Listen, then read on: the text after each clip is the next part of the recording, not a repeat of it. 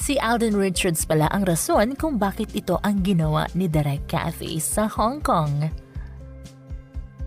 Talaga namang pinagkakaguluhan ng ADN si Alden Richards habang nagsushoot sa movie niya with Catherine.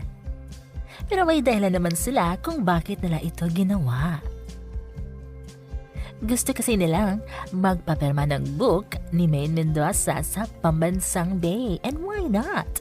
Dahil wala naman ang dub smash queen, ang kapartner niya ang pinapapirma. Well, of course, he's part of her life.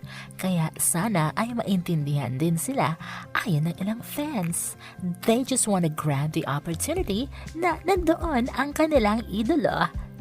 Narito ang ilan sa mga komento ng netizens on Twitter.